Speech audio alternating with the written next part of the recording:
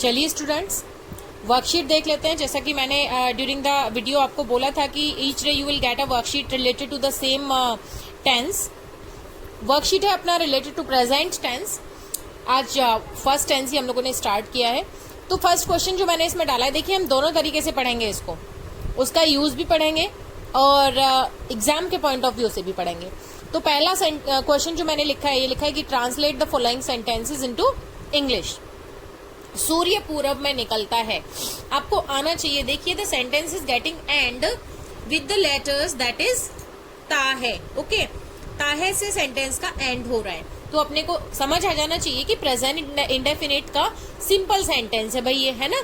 और वैसे भी एक चीज और कि सूर्य पूरब में निकलता है, ये तो क्या है भाई, यूनिवर्सल फैक्ट भी है, ठीक है ना, सार्वभौमिक सत्य है, इस चीज को सब लोग जानते हैं। तो जब कभी भी यूनिवर्सल फैक्ट की बात होती है, या फिर साइंटिफिक फैक्ट की बात होती है, या फिर हैबिचुअल एक्शन की बात होती है, या फिर हिस्टोरिकल बिल्डिंग्स की या हिस्टोरिकल फैक्ट्स की बात होती है, तो भी कौन सा टेंस यूज होता है, प्रेजेंट इंडेफिनिट टेंस यूज होता है। It means present indefinite tense के ही मेन वर्ब्स की फॉर्म और हेल्पिंग वर्ब्स यूज होते हैं। चलिए, सूर्य पूरब में निकलता है, तो सब्जेक्ट सूर्य मीन्स सन। इसके बाद अपने को लिखनी होती है वर्ब, क्या है, राइज, RISE। अब this is the singular number, तो हम क्या करने जा रहे हैं, राइजेस। और किधर निकलता है ये, इन द ईस्ट। तो मैंने क्या लिखा, sun rises in the east. जब भी डायरेक्शन का नाम लिखते हैं हम लोग, डायरेक्शन का नाम हमेशा किस में आता है, कैपिटल लेटर से हम लोग लिखते हैं, ठीक है। तो मैंने लिखा the sun rises in the east, ठीक है। चलिए आगे देखते हैं। सेकेंड क्वेश्चन, ये लड़के कक्षा में शोर मचाते हैं, यू मे सी वापस ते हैं, ठीक है। ये लड़के मीन्स दीज बॉयज, क्या हो गया बच्चे, दीज बॉयज। अब इसमें वर्ब क्या है, प्लूरल नंबर है, सॉरी दीज, ठीक है, प्लूरल नंबर है। तो प्लूरल नंबर के साथ एस और एस तो आता नहीं है सेंटेंस के अंदर, तो हमें क्या करना पड़ेगा, मेक आ नॉइज। शोर मचाना की स्पेलिंग क्या होती है, मेक अ नॉइज। कहाँ पे मचाते हैं भाई, इन द क्लास। तो these boys make a noise in the class. Third sentence देखिए, तुम्हारा भाई अपने मित्र के साथ शोर मचाता है। तुम्हारा भाई कौन मचाता है, तुम्हारा भाई, योर ब्रदर। योर ब्रदर करता क्या है, एक्शन क्या करता है, शोर मचाता है। तो क्या सिंगुलर नंबर है ना, तो makes a noise, makes a noise. अब किसके साथ में मचाता है भाई, अपने मित्र के साथ में, तो विद हिज फ्रेंड। ओके, ये आपको पता होना चाहिए। सारे सेंटेंसेस में हम कौन सा स्ट्रक्चर यूज कर रहे हैं, सब्जेक्ट वर्ब ऑब्जेक्ट, ठीक है। या फिर ऑब्जेक्ट नहीं है तो रिमेनिंग पोर्शन, RP, जो भी सेंटेंस का दूसरा पार्ट है। चलिए आगे देखते हैं। वह प्रतिदिन स्कूल पैदल नहीं जाता है। वह मीन्स ही, नेगेटिव सेंटेंस है गाइस, नहीं जाता है, फिर से ताहे से एंड हो रहा है सेंटेंस का, है ना, और नहीं भी दिया हुआ है। तो नहीं और इंटेरोगेटिव सेंटेंस हो, जब भी नहीं आए, यानी नेगेटिव और इंटेरोगेटिव सेंटेंस जब भी होता है, तो हम हेल्पिंग वर्ब की हेल्प से इनको क्या करते हैं, बनाते हैं। तो क्या करेंगे, ही सिंगुलर नंबर है, मैंने बताया था सेंटेंस के वीडियो के अंदर कि जब सिंगुलर नंबर होता है तो हेल्पिंग वर्ब क्या आता है, डज आता है, ठीक है ना। और डज के बाद में क्या आएगा, नॉट। देन V1 क्या है, पैदल चलना, तो क्या है, ऑन फुट, ठीक है। नहीं, ऑन फुट तो क्या हो गया, सॉरी, जाता है, जाता है, वर्ब यहाँ पे क्या है, जाता है, ठीक है।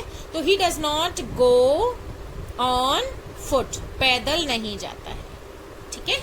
और डेली आया वर्ड, तो ऑन फुट डेली, ठीक है। आगे देखते हैं, तुम्हें अंग्रेजी कौन पढ़ाता है। गाइस देखिए यहाँ पे जो सेंटेंस दिया हुआ है, ये सेंटेंस इंटेरोगेटिव है, और शुरुआत में क्या, बीच में क्या आया है, WH वर्ड आया, यानी प्रश्नवाचक शब्द आया हुआ है। तो कैसे बनाएंगे, मैंने बताया था कि जब बीच में प्रश्नवाचक शब्द आता है तो सबसे पहले उसकी स्पेलिंग लिखते हैं। तो हम क्या करेंगे, हु, हु के बाद में क्या, ताहे तीहे तेहे वाला है, तो हेल्पिंग वर्ब आएगा, हु डू। और हु डज, हु डज, अच्छा डज क्यों आएगा, क्योंकि तुम्हें है तो डू आएगा। Who do you teach English? Question mark. It is very necessary. Who do you teach English? क्या राम रोज अपने कपड़े नहीं धोता है? तो जल्दी से देख लीजिए क्या शुरुआत में आया है। WH वर्ड शुरुआत में आता है तो क्या लगाते हैं हम? उसकी स्पेलिंग तो लगाते नहीं है, हम क्या लगाते हैं? डू डज लगाते हैं। क्या के बाद राम है, सिंगुलर नंबर है तो क्या लिखेंगे? Does. Now subject Ram. Now V1 क्या रहेगा? वॉश। जब भी डू डज आ जाता है तो सिंगुलर नंबर के साथ में एस और एस नहीं लगाते हैं। तो does Ram wash his clothes every day? Okay, every day question mark. Next question और लास्ट क्वेश्चन क्या है ऐसा वाला, वे आजकल समाचार पत्र क्यों नहीं पढ़ते हैं? वे आजकल समाचार पत्र क्यों नहीं पढ़ते हैं? तो जल्दी से देखिए भाई, वे means they, sorry WH word इसमें आया हुआ है, मैं भूल गई क्यों आया हुआ है। तो हम सेंटेंस को कहां से शुरू करेंगे? बीच में आया है, मिडल में आया है, तो क्या करेंगे? सबसे पहले इसका स्पेलिंग लिखेंगे, तो वाई। अब डू डज में से लिखेंगे क्योंकि प्लूरल नंबर है तो डू लगाएंगे।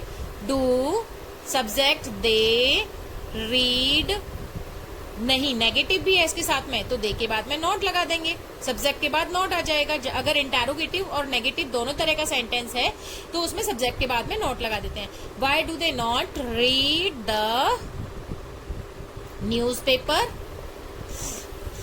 नाउअडेज? आजकल, नाउअडेज। ओके, चलिए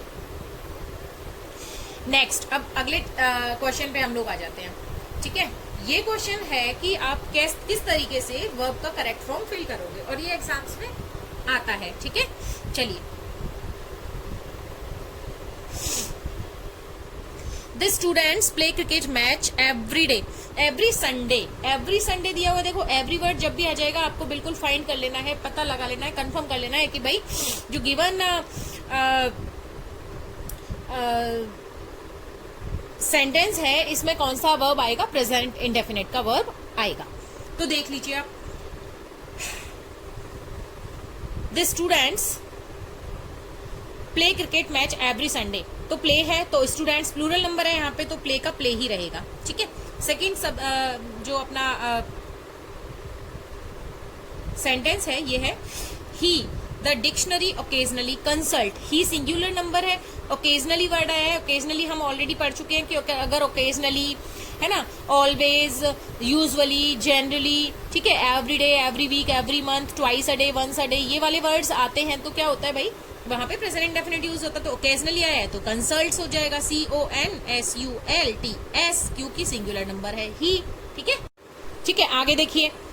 तो मैंने क्या कहा, ओकेजनली वर्ड क्या है? टाइम को शो करने वाला एक एडवर्ब है, इसलिए यहाँ पे क्या यूज करेंगे? सिंगुलर नंबर के साथ में कंसल्ट्स यूज करेंगे। ठीक है, आगे देखते हैं। The school in July every year reopen, तो एवरी ईयर वर्ड यहाँ पे यूज हो रहा है। एवरी ईयर मीन्स अपने को कौन सा लगाना है भाई, कौन सा टेंस यूज करना है, कौन सा फॉर्म यूज करना है? प्रेजेंट इंडेफिनिट का वर्ब यूज करना है, तो लगा दीजिए। स्कूल है तो रीओपन्स हो जाएगा, REOPENS। ठीक है, हेमंत हियर एवरी वीकेंड, आपको दिख रहा है एवरी वर्ड आया है, फिर से एवरी वीकेंड आया है तो क्या लगाएंगे?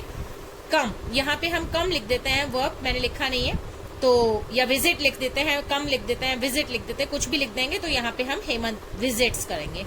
ठीक है ना, क्यों करेंगे? क्योंकि हेमंत सिंगुलर नंबर है और एवरी आया हुआ है। इट मीन्स व्हाट कि अपने को प्रेजेंट इंडेफिनिट का ही हेल्पिंग वर्ब यूज करना है। चलिए, सॉरी हेल्पिंग वर्ब नहीं, यहाँ पे नेगेटिव या इंटेरोगेटिव सेंटेंस नहीं है, मीन्स वर्ब का फॉर्म यूज करना है। प्रेजेंट इंडेफिनिट का जो सिंपल सेंटेंस होता है उसमें जो वर्ब का फॉर्म यूज होता है अपन वो यूज करेंगे। उसके बाद है question, the sun rise in the east, तो मैंने यहाँ पे राइज लिखा हुआ है, ये क्या है? यूनिवर्सल फैक्ट है, तो क्या करेंगे भाई? Rises in the east.